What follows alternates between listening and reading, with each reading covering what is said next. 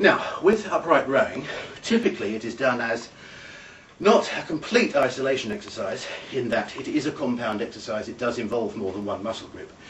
However, it is done with the aim of isolating the shoulder region, generally speaking, the deltoid and the trapezius, depending on where your grip is.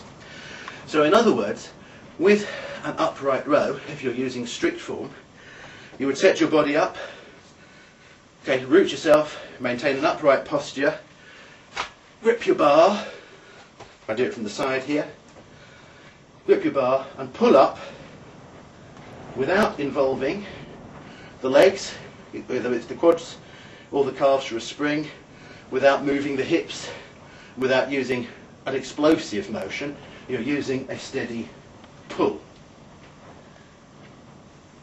On the other hand, there is another version of the upright row, which a lot of people call hang pulls.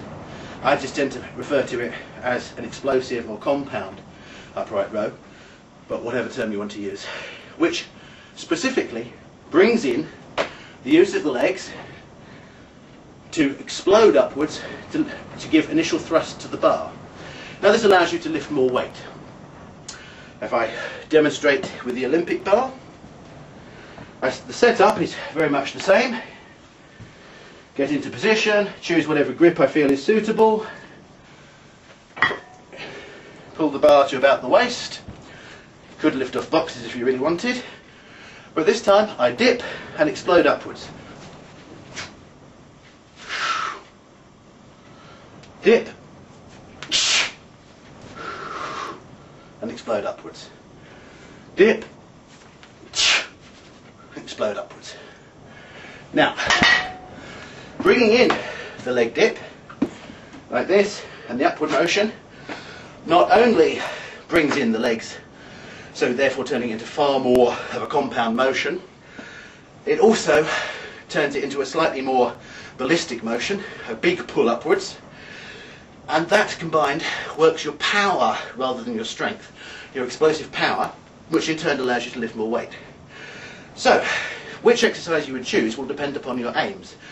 If your aim is really specifically to target the trapezius or the deltoids, either for bodybuilding purposes, to restore lost muscle tissue, for example after a 6-day race or something or other, you might have used up a lot of muscle tissue, or just generally for upper body strength rather than power, you would tend to use a more isolated motion, stricter form, and slow pulls, assuming of course you have the flexibility and mobility to do this exercise well. If, on the other hand, you're trying to use it as a whole body exercise, as a compound motion, to bring the legs in, to develop explosive power, or just to lift the most weight possible, then you will do this more as a compound exercise, as a hang pull, or an explosive or compound upright row. You grip and you'll deliberately bring in full body lift.